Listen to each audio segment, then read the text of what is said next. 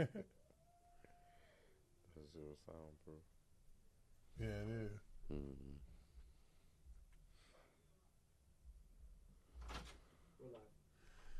Well, hello, somebody. Hello, somebody. It is your boy, Marlon, Big Fave Favorite. And yes, we are live at Loyola University right here in New Orleans, Louisiana.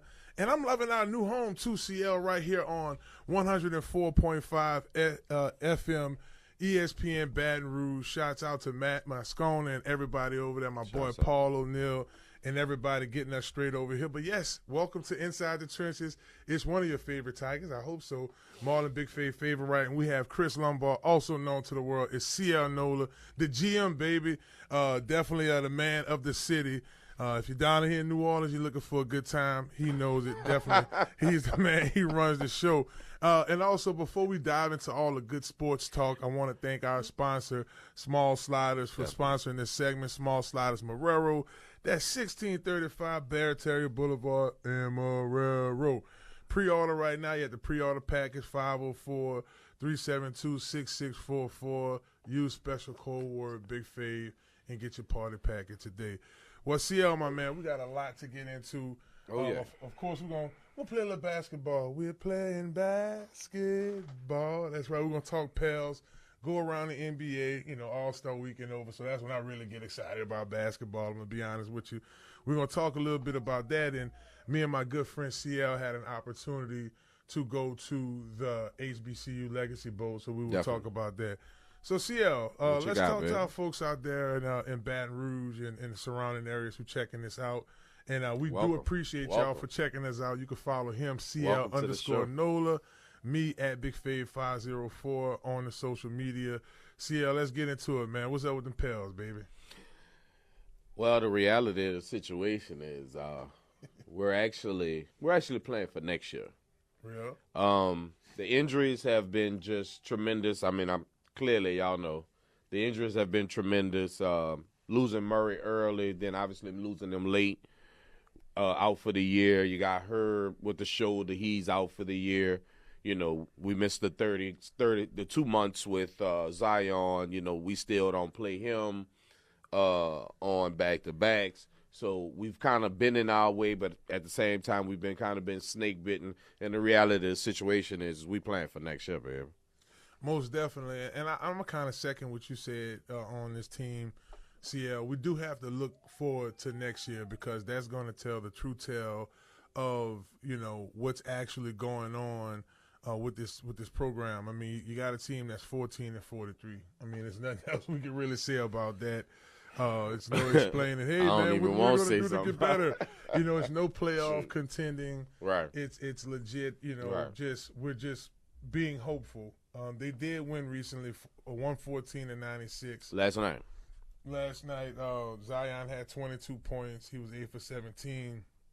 The conversation always starts with Zion for this team because he's our big lottery pick.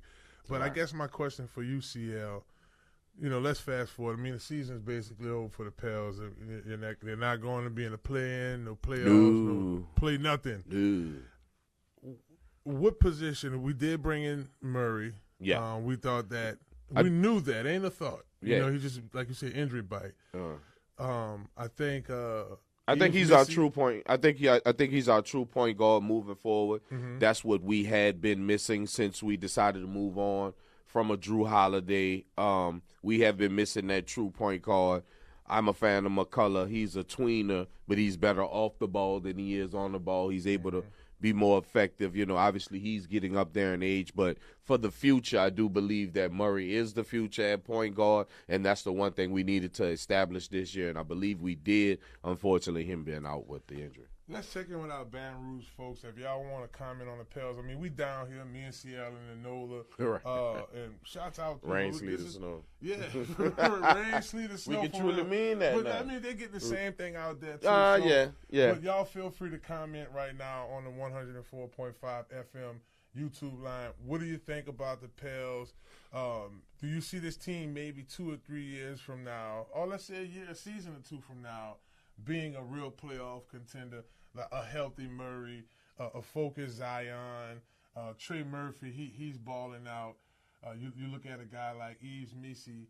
He's someone you build around. He's your down, in the paint guy. Definitely. But look into the draft, not even free agency. What position of need you think they should go? Maybe small forward, brother. Maybe a shooter. If we talking about the draft with the New Orleans Pelicans, we should be we're already going to be in the lottery, so we should be concentrating everything on getting the young man flag. The Cooper flag. Oh, for sure. Am I right? Oh no, you know what? Did he actually come to college? I'm not even sure if he's balling right now. He came to college because the last time I saw him, he was with the pros and he played the wing and he was good. He was an off the ball kind of guy, standing in the corner knocking out shots. I think he'll be perfect for the youth movement that we have going on in New Orleans. For the Pelicans, of course. Well, let's take a look around the NBA real quick. Just other teams that are doing pretty good. Right. And y'all feel free to comment on who y'all think is going to be, I guess, give me 2 or 3 teams you think, both East and West, you think is going to make some noise. Right now, Cleveland is the team, 47-10. I watched a little bit of one of their matchups the other day. Forget who they was going against. But what I noticed, they had beat the Grizzlies. I watched a little bit of that game. I mean, Mitchell is Mitchell, bro. Nothing's really changing with this dude. He's still elite, and it seems like wherever he is, right, that team seems to flourish. Well, you can't deny a famous coach said one year, and I believe it was Bill Parcells, your record is who you truly are, And the Cleveland Cavaliers are the best, or the record-wise is the best team in the NBA. And they play like that. Of course, they flirt with the Celtics. I had a Celtics fan actually text me earlier today. Don't make me get into it. But they do seem to be the cream of the crop, Cleveland, as well as the Celtics. Even though the Celtics gave the Knicks a beating on Sunday, 118-105. No doubt. Okay, so next on the list, you do have the Celtics. Celtics is the next best team to beat. You have New York, the Pacers, the Bucks, in Detroit. That's your top 6, and then you go to the West. Oklahoma City Thunder. Now, you were very vocal about SGA. Yes, sir. And you like Fave. He going deep in the playoffs, bro. But I really feel that he's going to be able to take this team to a potential championship. They're number 1 in the Western Division. Talk to me about Oklahoma. You still got I want to say Gritty. No, is it Josh Giddey? Josh Giddey. I just think about some of the guys. Yeah, I believe they got rid of Giddey for on-court and off-the-court reasons. This team is fully loaded. No pun intended. Oklahoma, a young team with a thriving star in SGA. SGA has quietly been the MVP of the NBA for the past 2 years, regardless of the actual award or not. They have been churning in the right direction for the last 3 years, and I believe this is the year for them. Because if you want to talk camaraderie in basketball, you look at an Oklahoma City basketball game, and that's exactly what they are showing in today's NBA. And the fact that they're probably maybe the 3rd youngest team in the NBA, it's no doubt that Oklahoma City will go far in the playoffs this year.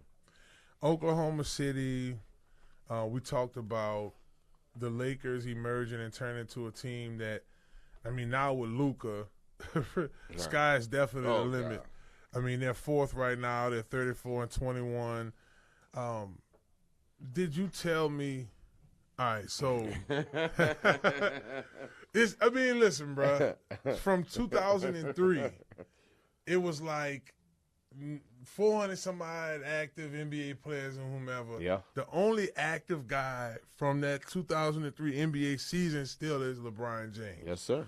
The conversation starts and usually ends with him, but the combination of Luka, like him and AD already had it turning in the right direction. And that situation did bring a championship to LA. No matter if you want to look at it as asterisk or a COVID or a cough, whatever you want to look at it, that combination of AD and LeBron did bring a championship to LA. I'm sorry, brother. Please No. I'm glad you interjected on that, CL, because you made a really good point.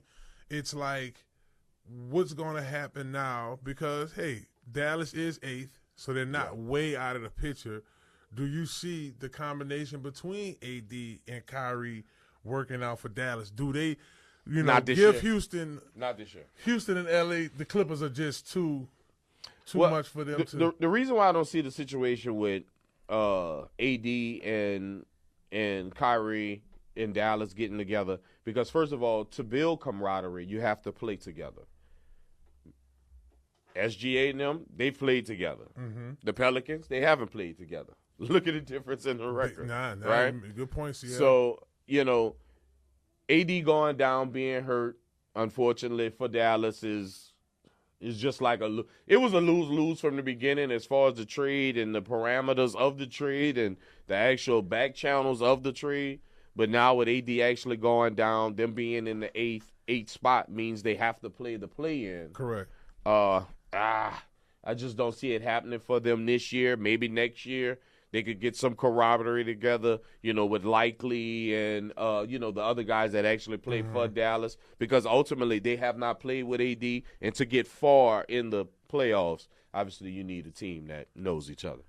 If you're just tuning in, you're watching Inside the Trenches live on ESPN Baton Rouge YouTube station. We're here also at Loyola.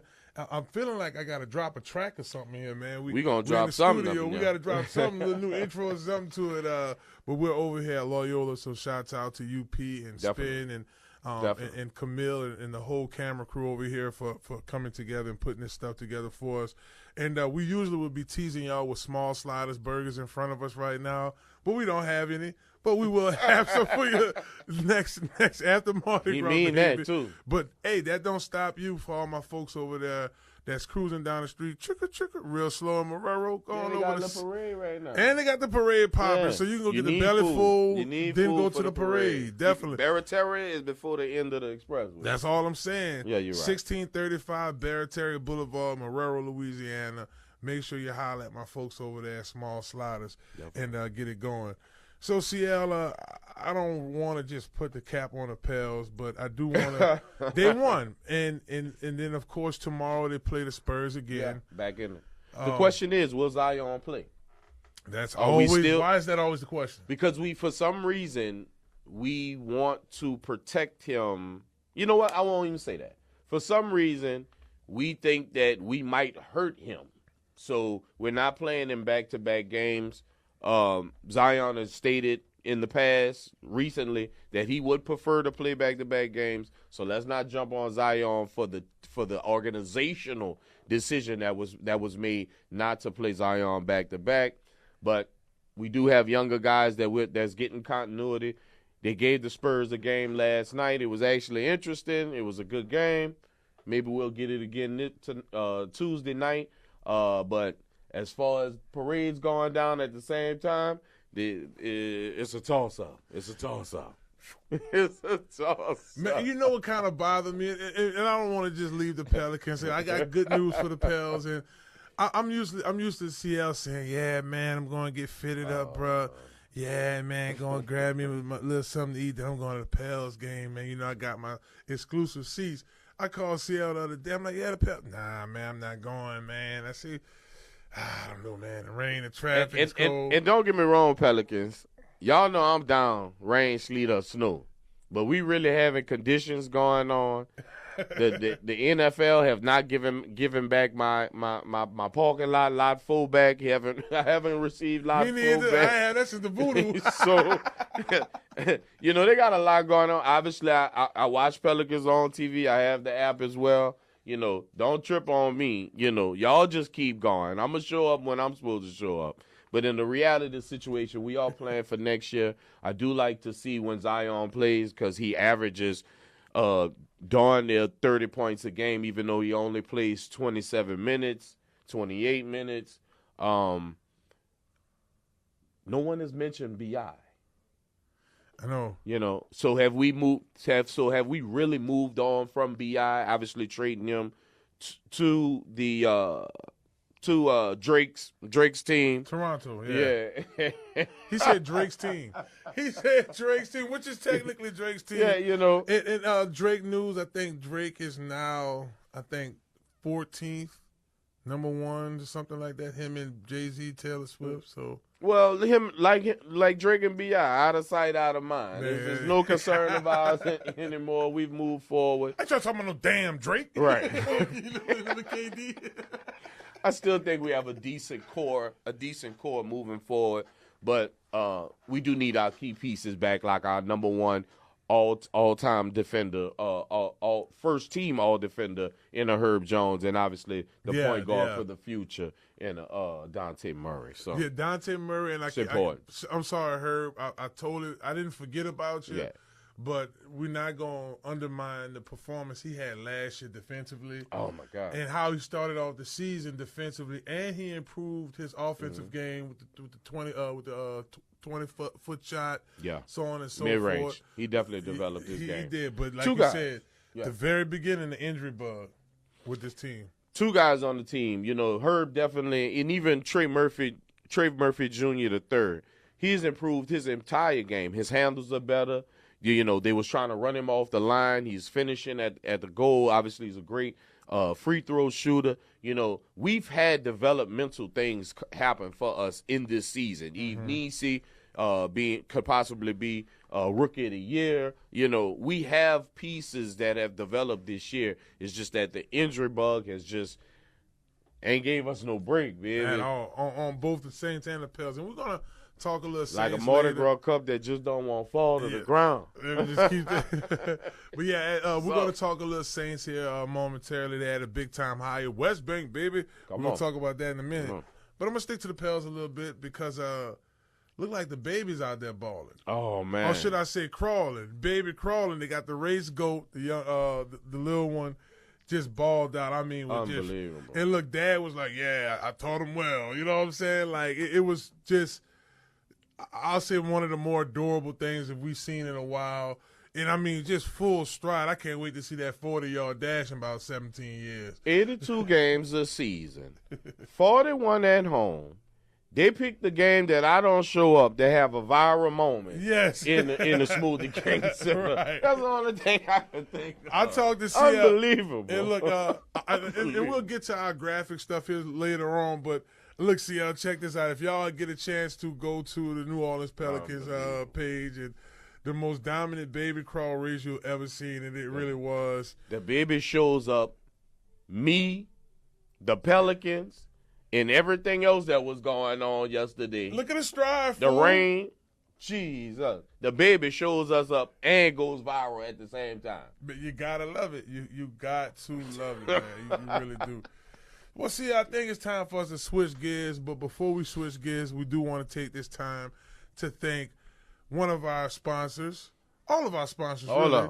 But I'm going to go ahead and say two sponsors before this one. Shouts out to Joe Piccolo and Piccolo Ramos Realty, 1943 Sotheby Right Place. If you're looking to get some reconstruction to your house, sell your house, buy your first home, you're in between right now. The housing market is a little crazy. You're looking for something to rent.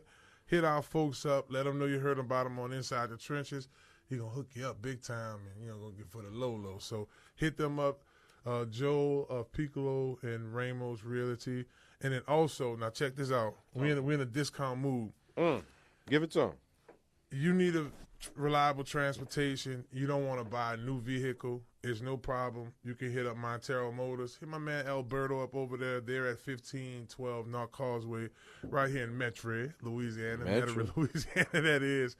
Listen, if you got a rack on you, 500, slide over there, you know what I'm saying, little cash down. You driving off the lot today, baby. So hit my man Alberto up at Montero Motors car dealership in Metairie, Louisiana. Income tax time. Income tax to CL in line. Y'all got them taxes. Get you something while you can, baby. Income tax time. And sometimes that used look new. If And sometimes the dashboard ain't out of miles on it. ain't nothing but a wax. Ain't nothing but a little wax clean. Y'all can pull up clean. He gonna get y'all straight from Mardi Gras week. I shine You everything. can pull up over that bottom of the mark. I'm telling you. CL, he already knows. Tell you. Shining overall ties. You want to pull up to that parade and that new Mardi Gras float you call a new car. There you go, baby. You better believe it. New car style. Now, CL. What you say? You were the only one shining this weekend, brother. You had this week actually. You had some young brothers with the HBCU Legacy Board Combine. Yes, I think you did 3 days there. Yeah. I did right at about 4. Yeah, I was there day before you, and you did miss one of the better parts, brother. No. They had a young man out there, and there's a lot of kids that got their shine on, but a young man, Jonquel Davis, really helped his stock. Yeah. I think you could take his times and performances from this combine and put it up against some of the best times of what we're going to see here in the next week. Right. He had the 40.5, 40 vertical. Right. 40.5 vertical. Right. He had the 4.340. Mm-hmm. I don't know what the bench was hitting for. I think he might have did like the average. But he's somebody who, as ESPN NFL labeled it, the most impressive there. Yeah, well, obviously, I had an eye on him as well. We were lucky to be on the sideline that they were come and substitute off and on, so I got a chance to kind of, get next to him and kind of size him up, if you will. He is a difference maker, if you will, as far as his prototype of his body, right?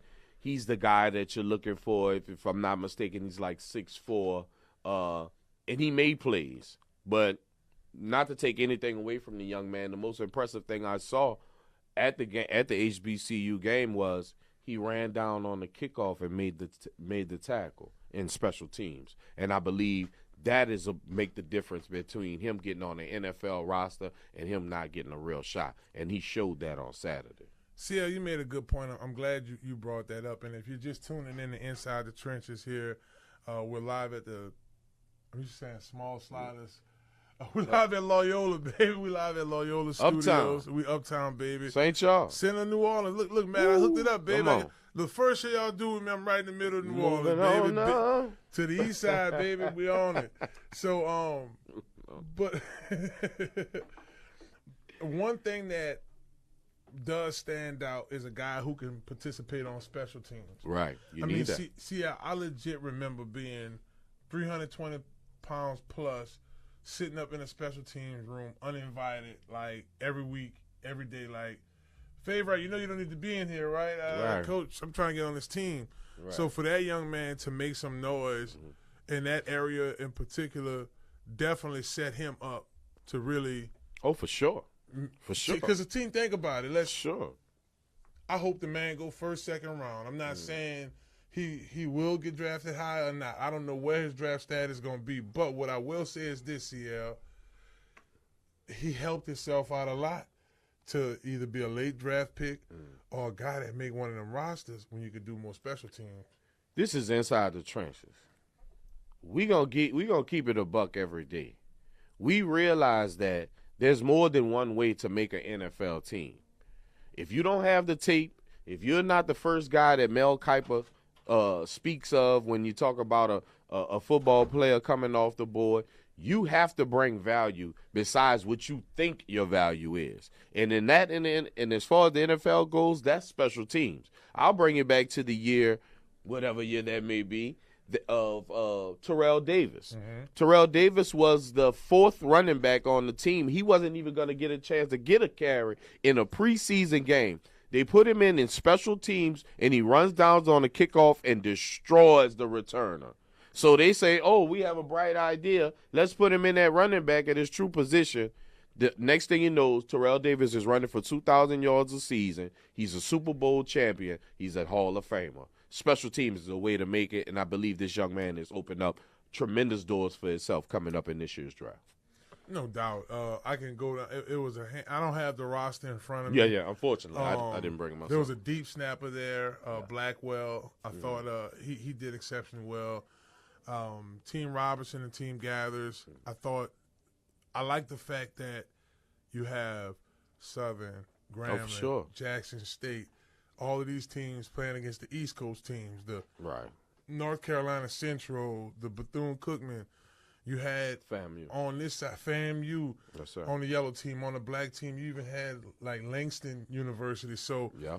you had kids from Division I AA teams there and historical black Division II MEAC teams. as well. In the MEAC as well. So you pretty much, it was a beautiful thing to see. They did honor the legacy players. So you had even my boy Bethea, Antoine Bethea. He played with me out there at Indianapolis. Indianapolis Coast. Coast safety. The safety. That's Strong him. safety. Yep, Number still looked 41. like it go a couple of snaps. Oh, He you went think? to Howard University. You know? Right. So the HBCU universities really had a chance to get their shine on. And just talking to Doug Williams I was just about to tell you. and I saw y'all chopping it up too. He was really talking about how this event has grown. Right. Oh, because Right. did you come in as Ed's Incision a few years back? No, I didn't make it. 2 or 3 scouts there. Right. They had some, of course, Bucky and the NFL Network crew was there, but you didn't have a lot of teams there. This year, when we were at the indoor for the combine, you had at least 2 representatives Right. from each NFL team Right. in the building. Right. Like it doesn't. The New Orleans Saints opened up the facility. They definitely opened it up. And the staff. Yes. So like my old strength and conditioning coaches, Charlie and Rob, these guys were holding, spotting for the bench, Right. getting them warmed up for the special, so just getting them that professional feel that a lot of them, quite frankly, are going to make some of these NFL rosters. Once again, we would like to thank the New Orleans Saints for opening up for the HBCU Combine because the facilities are top-notch. The eateries are top-notch, and it is a blessing because these young men do deserve to have a chance to see what the other guys go through. Your choice of college when you do choose to go should not be the reason why you don't go to the combine because talent rules out all. And I believe talking to the great Doug Williams, this situation, this momentum, this vibe going forward is what we need for the HBCU players and universities. Continue to get shine, continue to get recognition, continue to get drafted, continue to get recognized as people that can actually give something to the NFL and this world moving forward. No doubt. I want to rattle off a couple of names. This is a rich history with the HBCU schools. You have players like Teron Armstead, who played with the Saints. He comes from an HBCU school, now with the Miami Dolphins. Javon Hargraves, 49ers. D tackle. D tackle. He comes from an HBCU. Emmanuel Wilson, Green Bay. Yeah. So you have a list of guys. Aeneas Williams, Southern. The DB that was Burris or Biergrass. It was shouts out to our homegirl Whitney. Right. It was one of her players she mentored. Well, he did get the Aeneas Williams Award. Yes, he did. That goes to the best defensive back in historical black colleges. So I was, and to be honest with you, I'm LSU through and through. But shout out to Loyola for having us here. Thank you so much. They're the real MVPs. Sure. But I'm LSU through and through. But my post-LSU story is more relatable to these young men. Oh, for sure. That we just seen this week. Sure. I was undrafted out of LSU. A lot of my teammates, I just say some made millions, others made memes. Well, a lot of my teammates were drafted. Some of us wasn't drafted. But that's most of our stories. Because, I saw players that was from Jackson State. And right. I saw players that were from Division II schools, Division III schools like Mount Union. Right. So, the NFL is really, and even more now than ever, is pushing to scout players from all over, just trying to scout the right talent. So my heart, CL, goes out to these guys grinding who may be better than some of these Power 4 players, but, you may have to take the journeyman route to get to where you need to get. We was just talking with, last week came on our show, my homie, Greg Fassett.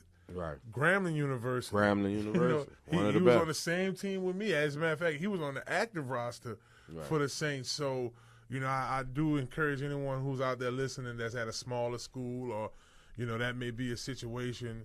Keep your eye on the prize, baby. I think it'll eventually work out for you. And no one's story is the same. We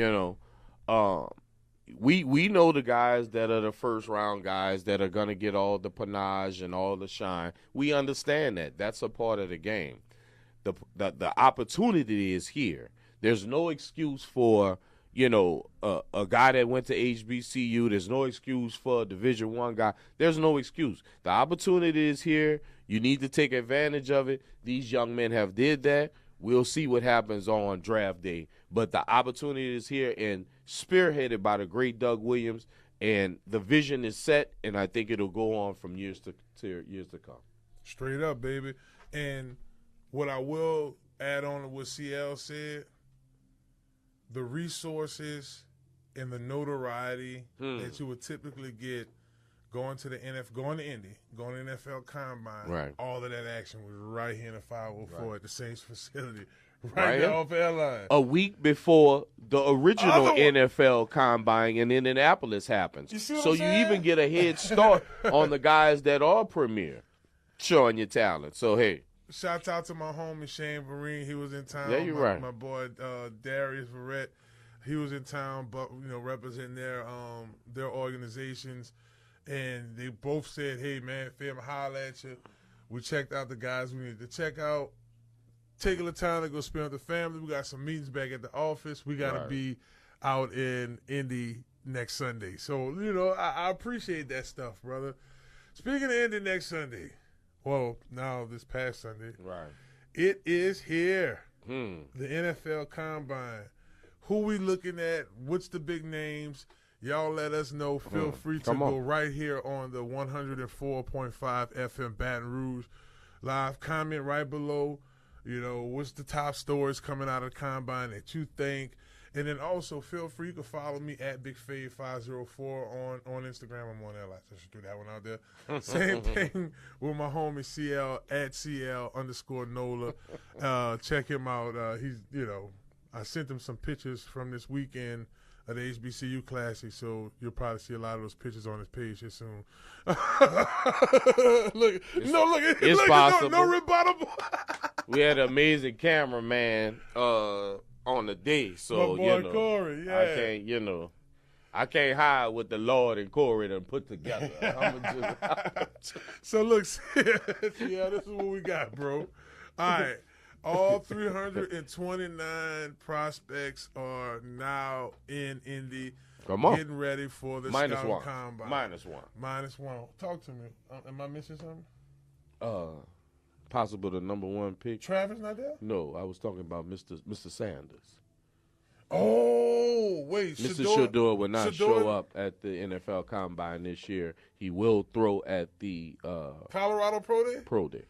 Wait, I didn't see that. Did I miss that note? That was today? Well, I believe he won't throw at the Pro Day. I mean, he won't throw at the Combine. Yeah. But there's a possibility. He's going to. He's not going. I got you.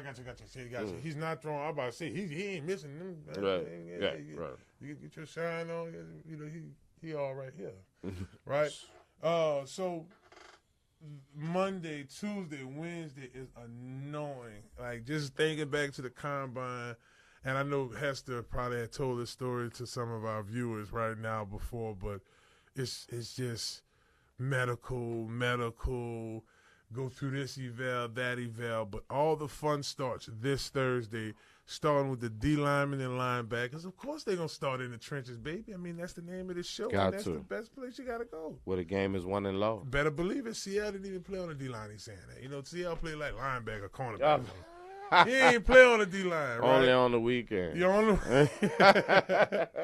Friday, you got the DBs and tight ends. Yeah. Saturdays, what everybody looking for, I guess, the quarterbacks, wide receivers, and running backs. And they leaving the old big lazies for Sunday, and that's the offensive line.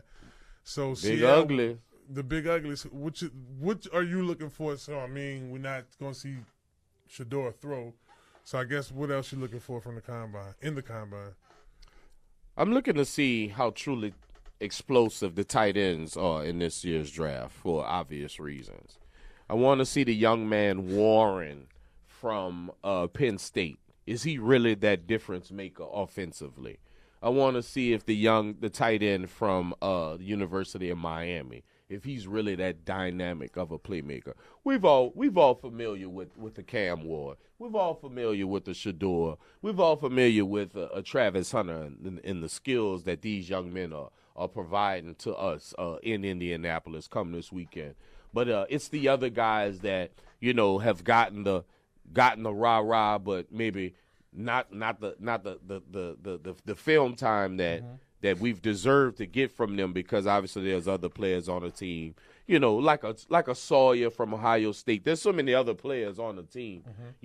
We haven't really had time to break down all the tape. It's still very early. But in this draft, we're definitely looking for offensive playmakers, in my professional opinion. Yeah, okay, so you do have Cam Ward. Yes, sir. He's participating in everything. Yes, sir.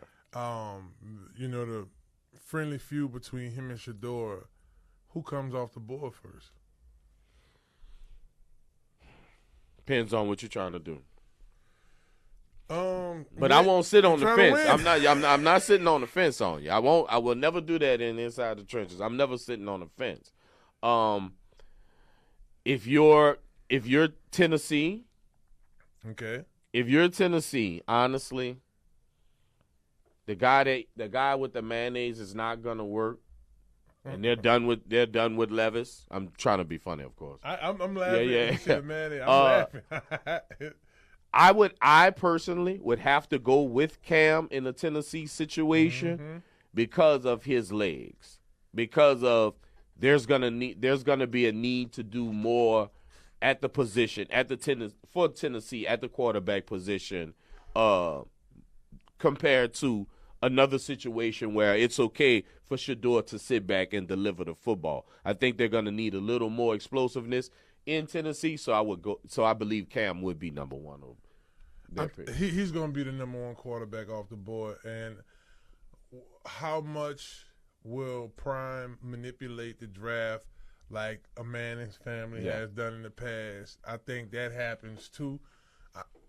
Between his relationship with Tom Brady, the whole TB12 brand, even when he was at Jackson State, right. Oakland seems like they're in dire need of a quarterback. Definitely. I think it's a better fit for Shador. And if we're not gonna implement trade ups and trade downs, if we're just gonna look at the board for as is, I could see the Raiders, of course, going to Shador because of the connection, of course, with Tom Brady. I don't think Prime is that influential on where he actually goes, because the reality of the situation, there's only maybe two teams, even if you say, okay, Cleveland. Let's say Cleveland. But at the end of the day, if he's not going to co-sign for Cleveland, would he really want to co-sign for anybody else except the Raiders? Because when we looking at it, we're looking at it as in Cleveland. He wants him to be in the best situation. He want as far as profit margin, as far as safety, as far as condition, as far as having a family unit surrounding him. I think he would be more accessible if he was in Las Vegas, obviously on the west coast of the country, compared to being in Cleveland, obviously in the north. And I've just never knew anyone that wanted to go to Cleveland. I'm sorry, Cleveland. I mean, listen, look, bro, you just in the middle of nowhere. I didn't go to Cleveland, but Lake I traveled Erie. there. Between Cleveland, Buffalo, Cincinnati, Indianapolis, Green Bay, I mean, it is just boring NFL. Shouts out to Bone Thugs and Homeland. But shouts out to all of them, though, because especially Buffalo, especially Indy, because they employed me, so y'all feel free to send me y'all drip, too. I appreciate it. But let's look at the quarterbacks, though. You have for nothing. For no reason. Jeez. Getting up early, an hour before to rake all your snow up. I'm straight. You can't never convince me I'm straight, shoveling snow is better than shoveling Mardi Gras bees out the street. I just want to throw a comment out there. DJ Spin told me before we came on air that the Saints are seriously looking at Jason Dart from Mississippi. quarterback. I just want, because I'm looking at this. I'm about to talk to our viewers right now about some of the quarterbacks. You got Will Howard from Ohio State on here. You have Riley Leonard. He went to the national championship. You have Kyle McCoy, who was a dog, went to Syracuse. Shador, we talked about Cam. So Jason, yeah, Dog, I don't see it. I don't see it. We're in too much of a need of other things and to even deal with. We're talking the draft though. You can address some of that other stuff. Free agency. What we don't want to do is stunt the growth of rat-tat-tat. I'm a fan of rat-tat-tat. So let's not stunt the growth. Okay, so you saying run it back with Carl, a couple games, go rat-tat-tat. Unless somebody's really offering to trade for Derek Carr, quintessentially he's your starting quarterback. Well, according to you, it might be Oakland. He might be going. Yeah, I don't believe that. I don't. Vegas. This is the draft. Remember when I say when the draft comes around, the rumors and the non-unbelief. I don't believe none of that. I'm telling you now. For the most part, Derek Carr is your starting quarterback unless you get rid of him. Because if you put him up against rat-tat-tat in preseason or in training camp, most likely he's going to win out. Yeah. Derek Carr is an effective quarterback if you protect him. Derek Carr is an effective quarterback if you give him things around him. So whatever the mission may be is, we need to fortify the offensive line. I knew it was coming. I was waiting on it. Begin to run the ball, fortify roofs and goddamn O-lines. Make it better, baby. But I'm different this year because now I want to attack the tight end position. No, I want them to fortify that offensive line, bro, because whatever direction we go with this quarterback, whether we're going to invest in tat-tat-tat, we're going to go behind him, whether we're going to ride the car until the wheels fall. Or somebody trade for him. But you really want Mason Taylor from LSU for tight end? I have no problem. If I could get, because in my opinion, he's the third best tight end in the draft. So I think he's top dog. I may be biased. Over Warner from Penn State, and that's what I'm saying. That's what we need to see. We really need to see that 40 time from Warner. Really need to see that 40 time from Smith. We really need to see what they can do in this combine. And you got Mitchell Evans from Notre Dame. I thought he was straight this season. All right, so let's do this before we switch gears. Miami's tight end. Welcome to Miami. Anybody from LSU is good for you to get. The offensive line, Will Campbell about to be the first lineman off the board. I need an impact player first day of the draft. Okay. Truly. So at 9. I'm on the D-line right now. Shouts out to the night wall. We at 9. We need an impact player. So you mainly focus on a non-quarterback impact player. Yes, so you sir. find that the best DN, the best tight end available. Yes, sir. Not the best running back, obviously. No. Not the best cornerback, obviously. No. Not the best linebacker, obviously. No. Just the best DN. No. The best out of the DN, the best out of the tight end, the best out of the wide receiver. That's what we need. I think wide receiver, offensive line. Like if we, because I do. Go ahead. And I'm with you, offensive line. I know a lot of people are down on Penny. I don't want to move Penny from right tackle. I think we found a place for him. I don't think it makes sense to bring in another tackle so if we bring in another tackle to quote unquote solidify the right tackle position, that means we're moving Penny again for the third year in a row. I don't think that helps him. I think keeping him where he's at helps him while we bring other, especially in the higher rounds. Now, if you want to give me the best guard in round 3, I have no problem with that. You want to give me the best tackle in round 3, I have no problem with that. But in the first two, because we have 2 third-round picks. So, and I'm talking. I thought it was 3. It's 2 third-round picks and 2 fourth-round picks. But I'm talking about that second third-round pick. But those first-round pick and that second pick, I need impact players. So I need the best either rush in, or I need the best tight end or wide receiver. Okay, all right.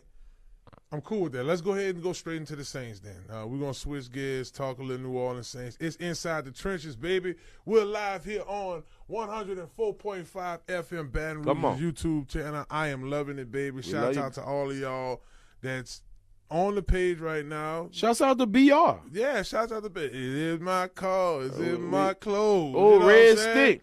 225. Shouts out. You better believe it, man. And shouts out to all of our sponsors, Robert Wolf Construction, 143. That's a love number, baby. Lapelco Boulevard, Gretna, Louisiana. Listen, they got these these house elevations going on right now for good rate, especially if you say, man, Big Fave sent me over here. Right. This is an area, especially my folks who live in like the southern portions of Louisiana, like the southern portions. We need to raise that house. You know, we know the storms coming. It get tides to get 10 feet high. Don't matter. You and your family's protected. Holla at Robert Wolf. That number is 504-393-2445. Like I said, for special rates, use code word Big Fave. And also, if you are an electrician, you have a construction company, any of those deals, and you need the proper utility vehicles, definitely hit my man Sheldon up over there, fleet manager, 504-734-3579 at Lamarck Ford Crescent City. They're located at 6121 Jefferson Highway, Harahan, Louisiana. I got a shout out I want to give. If you're a student looking to go to school and be educated, you need to make your way over here to this media music department over here. My man UP definitely getting it in. And Camille, look at this set right here. This is beautiful. They hooked this up. I'm loving it. And this not a McDonald's commercial. Yeah. Hello, somebody. I'm loving it. You better believe it. CL came in here. He felt like it was a whole vibe. I mean, my man walked in here. He was Saints up and down. He was like, he doing it for the city. It's Mardi Gras time, and I had to come all the way uptown. It's still a little moist outside. So, we're going to make sure that we take care of everybody and do everything we're supposed to do in this Mardi Gras season as we stay safe on these parade routes. And look, we normally do 2 hours with y'all, but today we're doing an hour, because it's our first time here. So what we really want to do with you all is, say, go Tigers. You know what I'm saying? We got to go Tigers, but no, we will do more. But we have to talk Saints right now. I mean, we got to. Come on. Then, of course, me and CL going to talk parades a little bit, but before we let y'all go, we having so much fun with y'all. We got to talk Saints. Big news today. I mean, huge news. Huge news. I know y'all been hearing it all day, but y'all just ain't hear from me yet. Have a backstory. Come on. This person that I'm about to talk about, when I was in the 5th grade at C. Teaching Net Elementary. 5th grade? 5th grade. This is 1997. You done brought it back all the way. All the way back. Throwback. And this guy was playing for the Cubs. He took his time out of his busy professional schedule to come throw a little baseball with us, sign some autographs, so on and so forth. I then ran into this guy my freshman year of high school. A couple years later, he was on a football team coaching Coach Hank Tierney back there. Okay. In addition to that, shouts out to Coach Hank Tierney. You the real Shouts MVP. Out, Coach. Congratulations, baby. And he was my free enterprise teacher. Really? Yeah, real talk. After me and Hank and we got up out of there, you know what I'm saying? This person hit with the Dexter hand after that. Okay. And me and Hank got up out there, went to West Jeff. Y'all heard the Hello Somebody song. And then from there, me and his brother Sammy and him went to LSU at the same time. He has a GA. Sammy transferred from Colorado. Okay. You heard me? And I was coming, I just signed my freshman year. So I rolled out to LSU that day with Sammy. Get the New Orleans Saints a round of applause for hiring Terry Joseph out of Marrero, Louisiana, West Bank stand-up, Archbishop Shaw. I see why they having a parade today. Boy, I'm bucked up out there. Congratulations, brother. The Crew of Music Parade couldn't start on a better day in a better place. Marrero, Terry Joseph is now the defensive passing game coordinator for the New Orleans Saints. Full circle, right? You have your little cousin. He's out at ULM. Your big cousin, he's the head coach at Grambling, who's just with CL and now on the sideline at the HBCU Legacy Bowl. Mickey, right? Your brother is a strength and conditioning coach here locally in New Orleans. Got all age groups and stuff like that. Derek, doing his thing. You got your other first cousin. He's coaching with Coach Sean Payton out there with the Denver Broncos. I mean, defense coordinator. As much as we talk about the Manning's legacy here in New Orleans, the Joseph family deserves the same, and Terry just did it again today. Had the defense, one of the defensive backs of the year, Texas, and man, CL, just go ahead and spill the beans on it, man. What's your thoughts on the hire, baby? Unbelievable. Shouts out to the Joseph family. And when I speak of New Orleans, I always talk about how New Orleans is made of families. It's built off of families. Just like Fave say, yeah, we may mention the Mannings more times than not, but this is a predominant New Orleans family that is doing major things, not only in this world, but in the NFL and everyday life. Once again, shouts out to the Joseph family.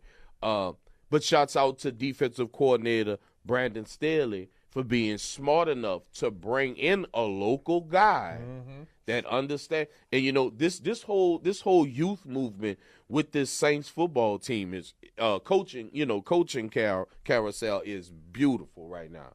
And I won't and I mistakenly say carousel, but this bringing in of the new fresh blood. I'm loving that. Coach Staley realizing that he's able to bring in a guy that's locally based. Is gonna have a follow. Has a tremendous track record.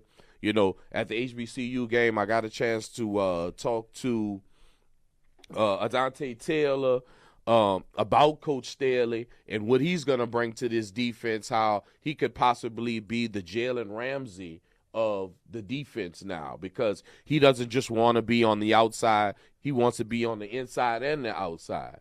And maybe he do blitz. Maybe he does stay out in coverage. But these are the options. These are the minds that are at work right now for the New Orleans Saints and the defense and the offense and what's going on right now, because the players, along with other big favors as well as me, is excited about the resurgence of what we have going on right now in New Orleans. It's big time, man. I mean, you look at the amount of people he brought with him from the Eagles. Highlight, of course, Doug Nussmeier. Yes, sir. You look at, we don't know what the season is going to bring, but he don't really have a lot of expectations. Well, I tell you like this: every morning we wake up is constantly good news. That's what I'm saying. You just made my point, CL. You ain't lying. Every morning. It's something. So going in a positive direction. Forging forward. That's all you can do. Right. You did interview a couple people for this head coaching job. Yeah. A couple people declined. Right. This guy was more than happy to take the job. He just won a Super Bowl. Like he didn't even get a chance to go to their ring ceremony yet. Right. See what I'm saying? So with those fresh ideas, those winning traditions, those winning, starting to be more consistent winning in his career. He's winning at Dallas. He's never had a offense lower than top 10. He's always had a top 10 offense, no matter if he was in Dallas or he was with Philadelphia. So let that speak for itself, along with obviously now having a Super Bowl underneath his belt. And to what Fave's point with, we did interview a few guys declined, but I also want to remind guys, I believe Mickey targeted this young man from afar, knowing that we wanted to deal with we wanted to bring Kevin Moore in as our head coach. So with that being said, I do believe a McCarthy gracefully bowed out, because he knew we had targeted this young man, and he knew, and Mickey to a man knew that New Orleans was not going to accept a retread. I never heard a take like that before, but it kind of makes sense if Coach McCarthy was on the fence about the job and say, man, I should take the year off. But hey, man, I had this guy as my offensive coordinator for some time. You might want to really take a second look at him. That could have very well happened, because, the team has been on ice for a few years now. It's just hadn't been a really good look. 3 to be exact. Right. And even Coach Payton's last year wasn't all that hot. So we're not going to hold any punches on inside the trenches. We were trying to get a reboot of what Coach Payton did by keeping the core players, the core coaches, the true offense, the exact same offense, and we tried to recreate something that can never be recreated. And what made it unfair to a Dennis Allen, what made it unfair to a Derek Carr, we tried to recreate something that Sean Payton and Drew Brees did with less talent. Yeah, that's a good point. Which is just it's not possible, or at least not match talent. It's not even close. We had 9 Pro Bowlers when we had Sean Payton. We didn't have 1 Pro Bowler this year. And like I said, you had some flashes of greatness. I thought towards the end of the year, Cam started playing better. Right. Tyron made his normal 2 to 3 interceptions. Brian Brzee, inside the trenches, he's somebody who's made plays in any possible way you could, whether it's batting down the ball, creating a turnover, getting a sack. So we saw some things this year that showed some stride, but almost doesn't count. What we won 3 games? In New Orleans, we have talent, but we were trying to fit a square peg in a round hole. Not a square peg. Yeah, this. So with a Brandon Staley coming in, him possibly bringing a 3-4, now we have to create a whole new attack, which is what's needed in New Orleans. Because I'm gonna be honest with you, we became a little vanilla. I believe the league had caught up to what we had did offensively. So it slowed us down offensively. Then obviously the injuries. We won't blame the injuries. Our offense was vanilla because of and with the injuries on top of that, we had to hang on to defense a lot longer, which we showed we were long in the tooth on defense. So it was a perfect storm to expose what we were really missing at. But I'm glad we have something new moving forward with this new resurgence of youth in New Orleans. Them youngsters. Oh, come on. I mean, you got, legit Cam is older than his head coach right now. This is what Literally. Andrew Whitworth went through with Sean McVay. It's like, Literally. These things are happening, man. Literally. Well, look, y'all, we got so much more Saints to talk about. Welcome, New Orleans. Welcomes ESPN Baton Rouge, man. I thank y'all so much for, having me and CL come grace y'all's YouTube tonight. Y'all, we're going to keep this thing going. Y'all feel free to comment. Did y'all like the show tonight? Y'all want to see some more of it? Well, either way, we're going to be back next Monday, baby. We're going to get y'all for a quick hour next Monday. It's party time. It's carnival season. Y'all make sure y'all have y'all. I wasn't going to leave y'all without giving y'all a little carnival, baby. The question I've been getting all week, Big Fave, what parades you going to? I ain't going to tell you until CL tell me which ones he's going to. Which ones you going to see? Ooh. Give me 2 of them at least. 2? Well, I don't like to disappoint the ladies. Unfortunately, Femme Fatale's parade was canceled this Sunday. Oh man, it's tomorrow night, Tuesday night. So I would be so gracious to receive what they have for me. Yeah. So I would have to say Femme Fatale for sure. I played ball in Algiers. My mama still live in Algiers. I'm talking. Y'all know what's up. And once again, I have a lot of trinkets and things to receive from the members of Zulu as well. So I would have to show up for Zulu as well, bro. I'm going to every parade he going but the first one he mentions. I'm going to be on top of Zulu. If I pop up somewhere else, it's probably because Spin got me performing on somebody's float or somebody's party. But trying to get you under that bridge. Yeah, that part. Mardi Gras Day. I like that. You talking about down under Orleans? Yeah. I would love that. We need Miss Asali Ecclesiastic. Okay. To make sure we get you on that stage under that bridge, Mardi Gras Day. Definitely. We're going to look forward to that. Y'all enjoy y'all's Mardi Gras week. Laissez bon temps rouler. Let the good times roll. It's Inside the Trenches. Shouts out to all of our sponsors, Small Sliders, Marrero.